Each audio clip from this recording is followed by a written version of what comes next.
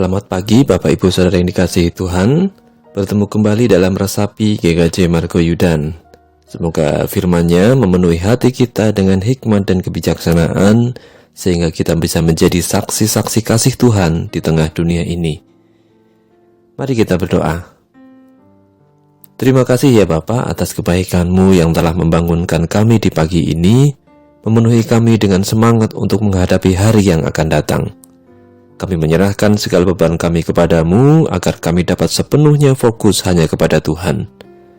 Pimpinlah pikiran dan hati kami, agar kami dapat memahami dan menerapkan firman-Mu dalam hari-hari kami, sehingga kami dapat semakin mendekat kepada Engkau, Allah yang senantiasa menyertai kami. Amin. Bacaan dalam renungan kita saat ini diambil dari Yakobus 1 ayat 5-8 yang demikian. Tetapi apabila di antara kamu ada yang kekurangan hikmat, hendaklah ia memintakannya kepada Allah yang memberikan kepada semua orang dengan murah hati dan dengan tidak membangkit-bangkit, maka hal itu akan diberikan kepadanya. Hendaklah ia memintanya dalam iman, dan sama sekali jangan bimbang, sebab orang yang bimbang sama dengan gelombang laut yang diombang-ambingkan kian kemari oleh angin. Orang yang demikian janganlah mengira bahwa ia akan menerima sesuatu dari Tuhan, sebab orang yang mendua hati tidak akan tenang dalam hidupnya. Di suatu kebaktian doa, ketika pembicara memulai renungan dengan mengangkat topik tentang hikmat, sebagian jemaat tampak kurang tertarik, kurang antusias. Menyadari kondisi ini, pembicara menceritakan kisah seekor kucing oren, karena kucing oren sempat viral di media sosial. Jadi kucing oren ini ceritanya sedang berusaha memahami filsafat hidup. Ketika si kucing oren ditanya mengapa dia begitu tertarik pada hikmat, si kucing oren ini dengan polosnya menjawab, "Karena semakin banyak aku belajar, semakin baik aku bisa memahami mengapa manusia suka menyimpan ikan di dalam rumah mereka, tetapi kemudian tidak pernah membiarkan aku untuk menyentuhnya.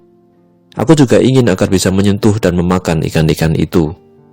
Tentu saja ini cuma cerita khayalan.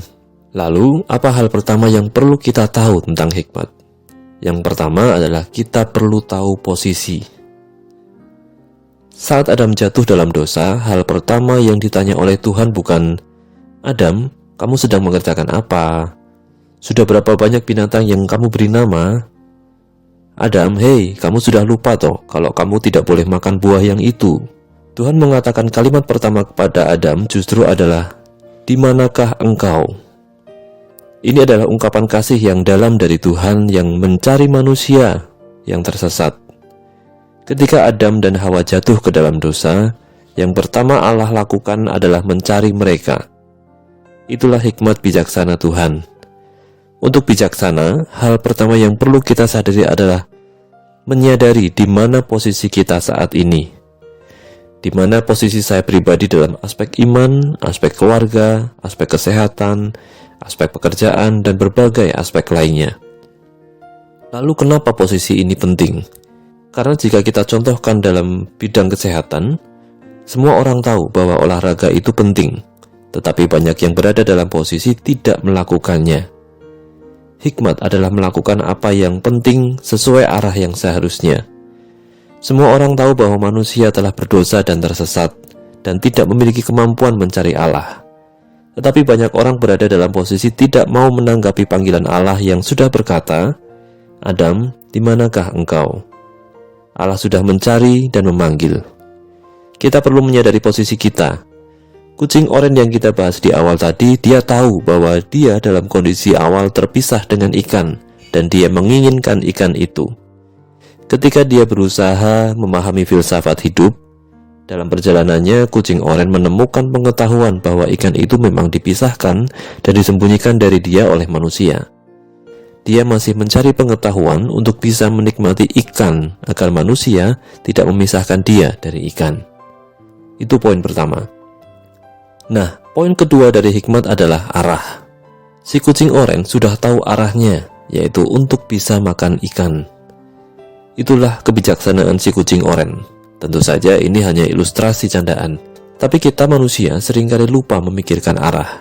Dalam aspek iman, aspek keluarga, aspek kesehatan, aspek pekerjaan, dan aspek lainnya kita sering lupa kemana arahnya. Banyak orang membesar-besarkan pengetahuannya yang luas atau mungkin pendidikannya yang tinggi. Tetapi arah itu jauh lebih penting, yaitu harus kepada Allah. Dalam pencarian hikmat penting bagi kita untuk tidak hanya mengejar pengetahuan, tetapi juga menetapkan arah yang benar, yaitu kepada Allah. Sebab hanya dengan memiliki arah yang benar, segala yang kita lakukan di dunia ini memiliki arti dan makna. Apakah artinya seseorang memiliki dunia ini tetapi kehilangan nyawanya? Lalu poin ketiga adalah melangkah. Dapat kita gambarkan dalam upaya kita menjaga kesehatan. Misalnya, kita tahu bahwa posisi saat ini saya tidak pernah berolahraga. Poin pertama, kita tahu kondisi saat ini bahwa saya tidak pernah berolahraga. Kemudian, setiap orang ingin sehat sampai masa tuanya. Itulah arah. Kemudian, setiap orang tahu bahwa rajin berolahraga bisa membantu mencapai keinginan untuk sehat di masa tua. Itulah pengetahuan. Maka kita yang tidak pernah berolahraga, mari kita mulai dengan olahraga yang ringan, lalu sedikit demi sedikit porsi olahraganya ditambah. Nah, disinilah kita punya pengetahuan bahwa olahraga itu menyehatkan, dan ketika kita benar-benar melakukan olahraga secara rajin, itulah hikmat. Tahu posisi saat ini, lalu memiliki arah yang benar, lalu melangkah ke arah yang benar tersebut, itulah hikmat. Nah, poin yang keempat adalah sekarang kami meminta. Jikalau ada yang kurang bijaksana, maka bolehlah saya menganggap bahwa itulah saya, sehingga saya memintanya kepada Bapa. Sehingga kita bersama-sama dan dalam setiap doa kita masing-masing berkata, meminta untuk dapat diberikan hikmat oleh Tuhan. Seorang anak kecil bertanya kepada ayahnya, "Ayah, apa bedanya hikmat dan pengetahuan?" Sang ayah tersenyum kemudian mengambil selembar uang dari saku celananya. Sambil menunjukkan uang itu kepada si anak, ia berkata, "Nah, Nak, dengan uang ini kita bisa membeli buku-buku tentang pengetahuan. Tetapi untuk hikmat kita harus memintanya kepada Tuhan." Anak itu pun terkekeh, mengerti bahwa hikmat tidak selalu dapat dibeli dengan uang. Tetapi pertanyaan yang sederhana itu memberi kita refleksi yang dalam, mengapa hikmat seringkali terabaikan atau bahkan dianggap kurang menarik dalam percakapan kita sehari-hari. Tanpa mencari pembenaran, mari kita bersama-sama memintanya kepada Allah. Mari kita berdoa. Kami bersyukur ya Tuhan untuk renungan pagi hari ini yang mengingatkan kami untuk tahu posisi kami sebagai manusia, bahwa tanpa takut akan Allah, kami tidak akan dapat memiliki hikmat yang sejati.